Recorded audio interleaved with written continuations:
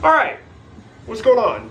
I just got back last night. I spent a couple days in the Smoky Mountains, like Tennessee, North Carolina, which is about 4.5 hours from here. Easy, quick weekend trip. It was kind of last minute, like we planned it very last minute. Loads of fun. We basically just went out there so I could do some photography.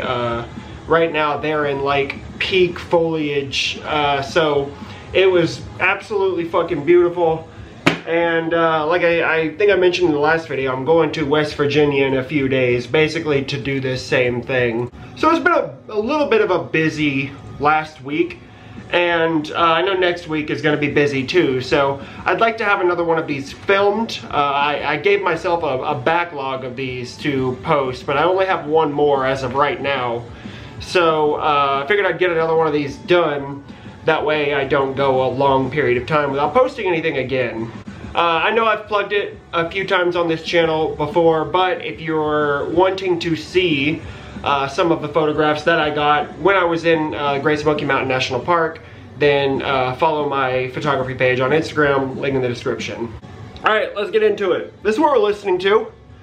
This is Gone Mage with Sudden Deluge. I had a Gone Mage shirt on in one of the more recent videos, and I realized I'd never talked about that CD. At least I don't think I have. So I figured I'd make that the background music of this one. Gone Mage is loads of fun. I don't really know how to describe it musically. I don't really know how to narrow it down to like a genre. It's very eclectic. It's kind of a blend between like synthy electronic music and black metal. It's very energetic, very chaotic, and it's just a lot of fun. And Gone Mage has an album that came out this year called Handheld Demise, which I think the LP pre-order sold out, but you can get tapes of that one, and it's a great record. I hope I don't know if those are shipping out this year, the LPs. I don't know if the LPs are shipping out this year or at the beginning of next year, but as long as I have them in hand, it'll definitely be like one of the top 20-25 best albums of the year. I fucking love it. So as always, that will be in the description. I'll put the Gone Mage Bandcamp in the description. Fantastic, great shit. We are going to start with a record from a band that's not a metal band. Pretty much everything I'm going to talk about today is within the, you know, extreme metal realm.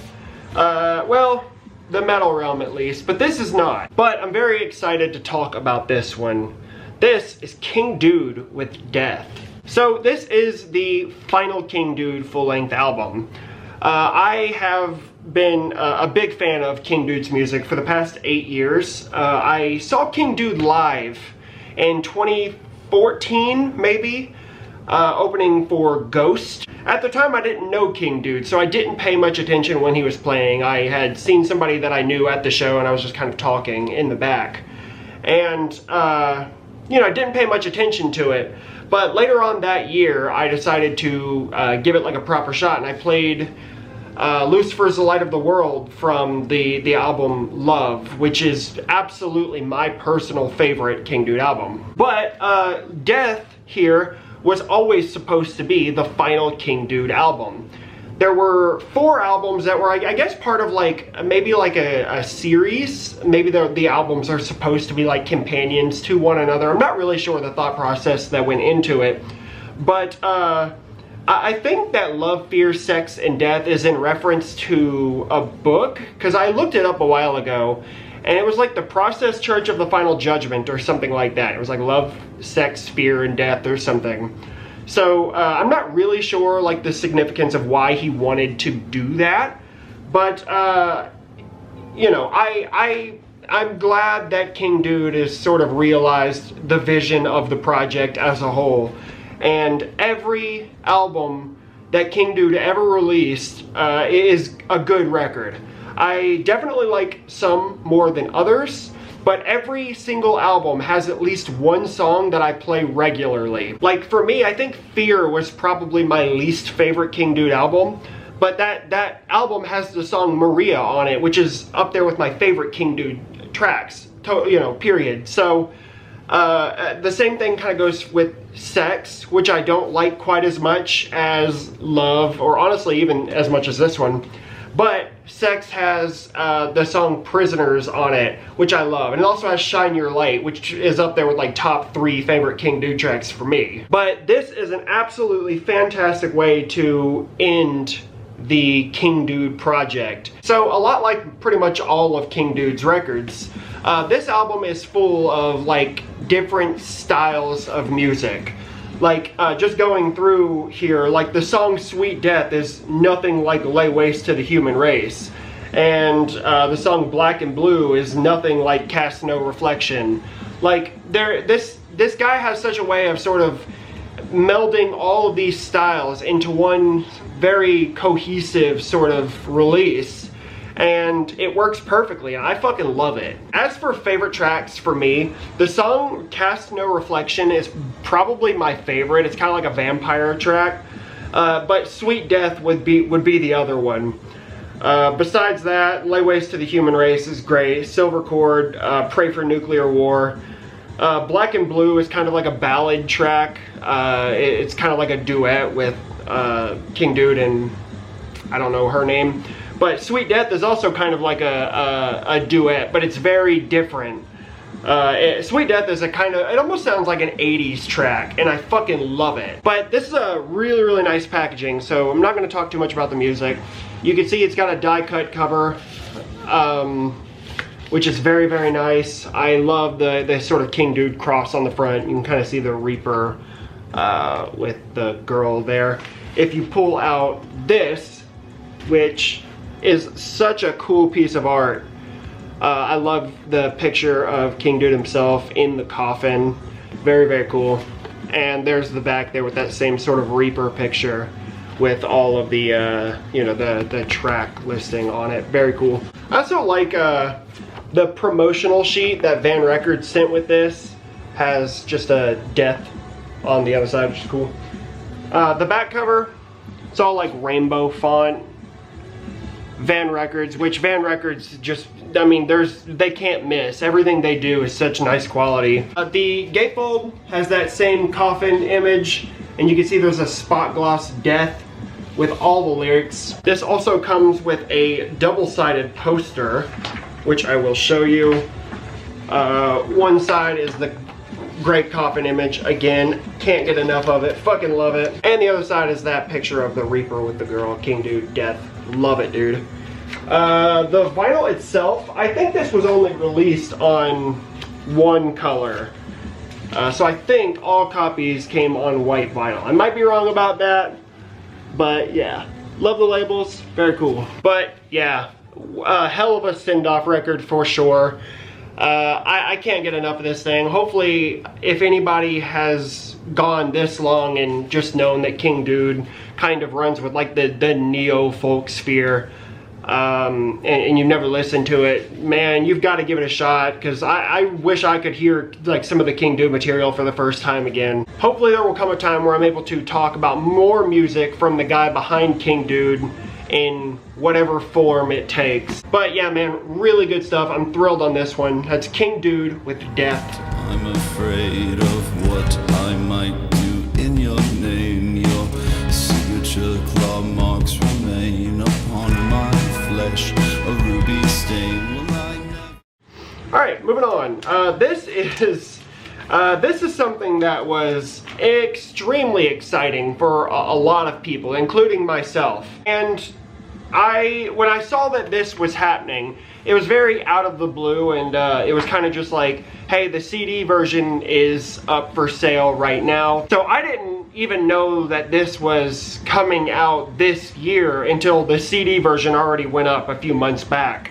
But just recently as in like less than a month ago probably, the LPs started showing up at, you know, distros and stuff, and I immediately jumped because I had to have one of these. This is Grand Belisle's Key with Kohonic Charmers. This is the 4th Grand Belisle's Key full-length album after a fucking long, like 17-year gap between Kosher Rat and this one. This band was definitely due for another full length. And I'm fucking happy to report that this thing is fucking great, dude. A lot of times when bands take like an extended break, you know, there's a good shot, like 80% or more, that their comeback record is not going to be good. Grand Belisle's Key, in my opinion, this is better than Kosher Rat. So I don't like it as much as the first two albums, but I definitely prefer this to Kosher Rat. I don't know what the consensus is on that. I don't know how everybody else feels.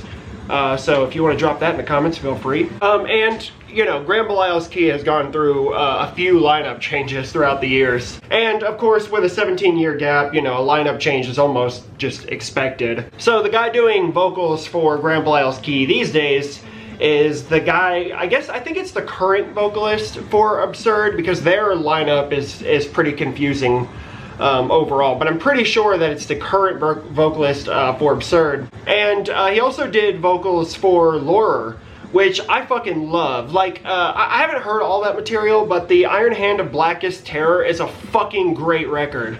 And the fact that I still don't own it is honestly just poor reflection on me. And the vocalist for Argo Slint is the drummer on this one. So with the lineup changes, I guess at least they filled the positions with some pretty like notable figures. Weirdly, this album was recorded back in 2016, so I'm not really sure what the holdup was with you know, the actual release of the record. But whatever, this thing is filled with super memorable moments. Like the first track is called Prayer Shawl of the Firstborn Donkey. Fucking great. So this thing is filled with really, really good riffs, which is just expected for Grand Belisle's Key. The vocals are pretty like kind of croaky, which is a bit different for Grand Belisle's Key, but it works perfectly and fits really nicely with the music. I would say musically this is kind of like a slower record, but it doesn't, you know, it's not too loyal to being like a slower record. Like it definitely has moments where it'll pick up the pace. But you know, with the lineup changes and everything and the 17-year gap, this one definitely fits in nicely with the other records. Like musically, it sounds like it could have come out pretty soon after Kosher Rat. So let me show you what this looks like. Much like the music, the cover fits right in with the other Grand Belisle's Key material. Really, really cool. There's the back cover right there. You have all the track listings. This was put out through Welton Fiend, which is where I ordered mine. I like the back cover a lot too. It's a pretty cool picture, especially with the corpse paint on fucking old Moses there. There's the gatefold. You know, it's all just kind of standard Grand Belisle's Key sort of art, but I dig it. This was pressed on both red and black vinyl. I managed to get my hands on one of the red vinyl. I also got in, I think only the ones ordered through Welton Fiend came with a poster. I might be wrong about that, but I think on Welton Fiend it said something like first copies come with a poster or something like that. But I did get the poster here, so let me show you what that looks like. So that's the poster right there. It's just, you know, the album cover. Very cool. And mine came with a little sticker. Again, I'm not sure if the copies ordered outside of Welton Fiend had the sticker, but mine did. So yeah, man, really, really great. I like the quality of the packaging. It's nice matte cover. These things are still floating around, but you know, it's Grand Belisle's Key. I wouldn't be surprised if you know, they kind of become hard to come by soon. And if you haven't heard this new record, maybe you've heard bad things about it, or maybe you just assumed that's too long of a gap and it's not going to be good. This is fucking absolutely wonderful. Everybody knows Grand Belisle's Key. Maybe not everybody will give it a shot just because of the fucking dog shit politics of the members involved with this band. So if that's why you haven't listened to Grand Belisle's Key, you know, that's on you. I totally fucking get it. But this thing's great, so if you haven't heard it and you are interested, check it out. That's Grand Belisle's Key with Kohonic Charmers.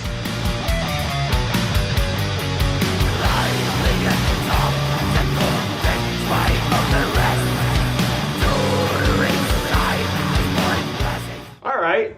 This one is a bit outside of the normal type of shit that I talk about on this channel, but you know, a little variation is good. This is CXXXIX with Unveiling the Wicked. This is the 4th album from CXXXIX, which came out back in 1986, and this is a 1986 combat pressing of this one as well. So CXXXIX is kind of the band I think people think about when they think speed metal. And what the difference between speed metal and thrash metal is, I have no fucking clue. Maybe if I, you know, paid a little bit more attention to the genre of like thrash metal, maybe I would know. But as it stands right now, I really don't.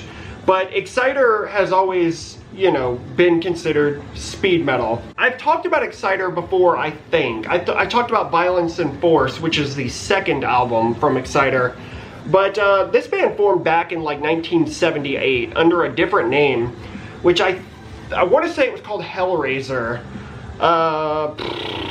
I think. I looked this up not that long ago, but my brain has seen better days. As with a lot of the CXXXIX stuff that I've heard, which doesn't go much past this, but you know, the first 3 albums and this one are like, these records are just packed to the gills with good fucking riffs, which is the best thing about CXXXIX for me. This album starts with Break Down the Walls, which is a track that starts with like a drum solo and just goes into a really gnarly riff. And a lot of the riffs on this one are very memorable, which I appreciate, of course.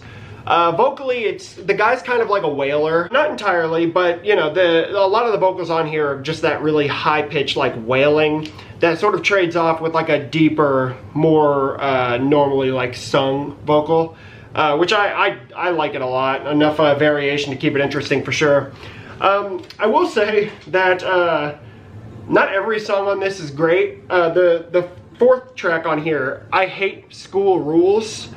No ma'am. That kind of seems like a track that was like just kind of playing into like, I don't know, like people who watched MTV at the time or something and just wanted like a radio presence or like just a pop culture presence or something. Yeah, so I'm not thrilled on that one. But besides that, the song Live Fast Die Young might be my favorite on here. Invasion and Waiting in the Dark are good too. Yeah, good shit. The first track, Break Down the Walls, is another one. But yeah, man, this is great. I fucking love the album cover. It's just so silly, but I don't know, it just kind of screams mid-80s, which I dig. There's the back cover right there. Like I said, this was released on Combat Records, 1986. You have a picture of the band members, all the track listing, and all the credits and shit on the back as well, because this does not include an inner sheet. And I don't think that it was supposed to. I don't think mine's just missing it. I just don't think that it had one. Yeah, there's your like navy green Combat label. Very, very cool. So yeah, man, not much more to go into on this one without giving like a track by track review, which is not what I do here. So hopefully you guys know CXXXIX, whether or not it's this album. I mean, CXXXIX, for most people who are into extreme metal, have probably released something that you like. But I dig this one a whole lot. If you've never heard it and are curious, check it out. That's CXXXIX with Unveiling the Wicked.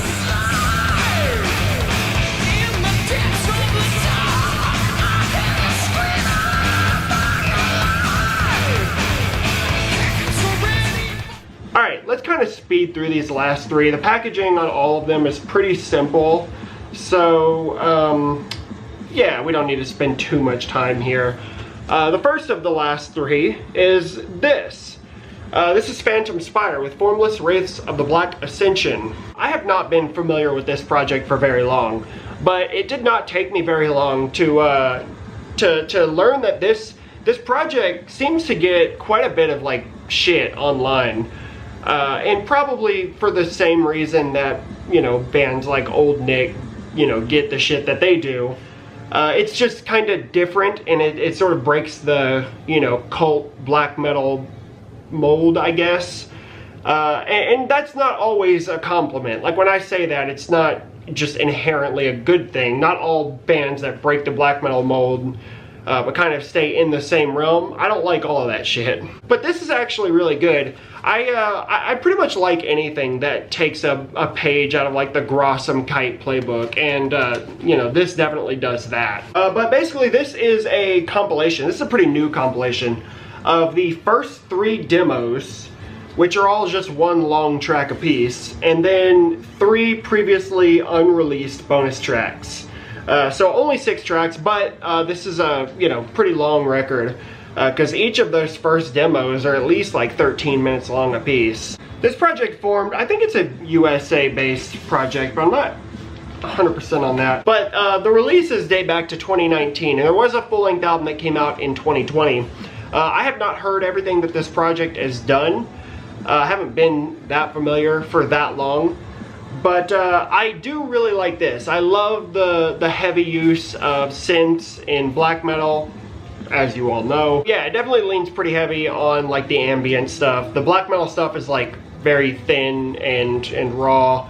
The vocals are very like harsh and kind of distorted, which is cool. But really, like, what sells me on this is just lots of good melodies. I can't get enough of them good melodies. So yeah, I like the pink cover. Not really sure what that guy's doing, but I like his cool hat. There's the back cover right there. It's put out through Dominance of Darkness and Narbintage. 300 copies on this one, which I'm not sure it says anywhere, but it does on Discogs. And the vinyl itself is just black, no inner sheet or anything like that. But yeah, if you like black metal with the heavy use of like synths or ambient elements or whatever, then can't go wrong. Check it out. That's Phantom Spire with Formless Wraiths of the Black Ascension.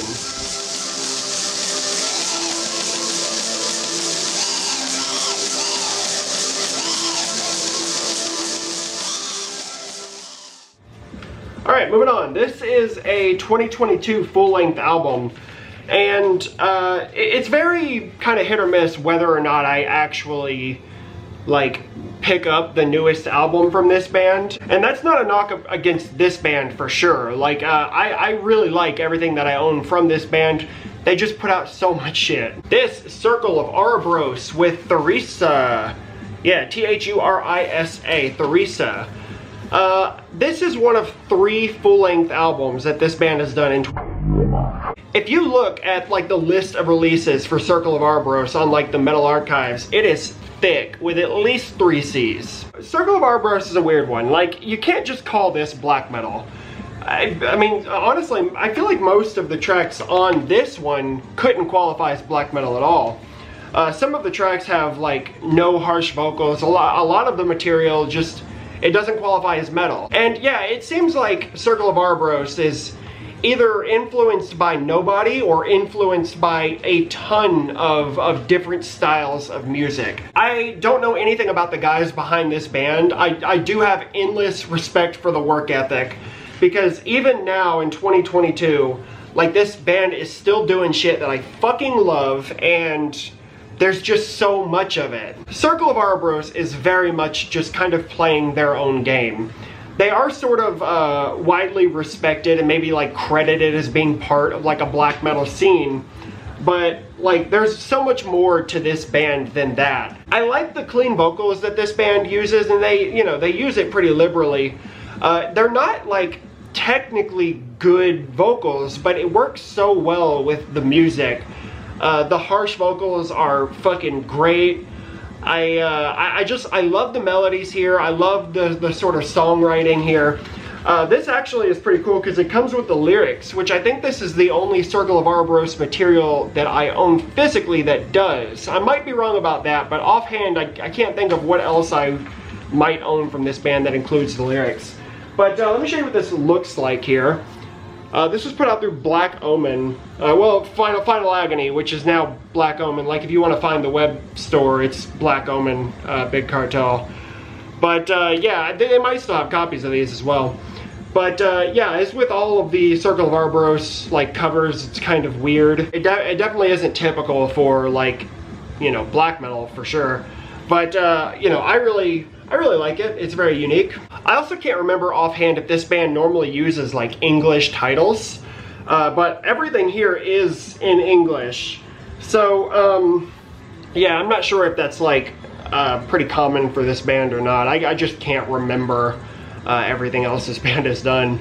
But yeah, there's the back cover there. This is Final Agony, like I said. This is a gatefold. All the lyrics. If I had a favorite track on here, the single that was released, which is From a God to a Man, is really good. It's the first track on here. But Kingdom of Ice, I think, was the other one that I really liked. Fuck. I feel like there was one more, but I can't remember what it was.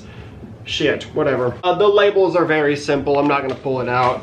I just wanted to talk about this because it's been getting played pretty regularly around here. So I love this band. Hopefully, if you've never listened to Circle of Ouroboros, or if you haven't heard this album, I can specifically recommend this one because it's a good fucking record. So check it out if you are interested. That's Circle of Ouroboros with Foulest.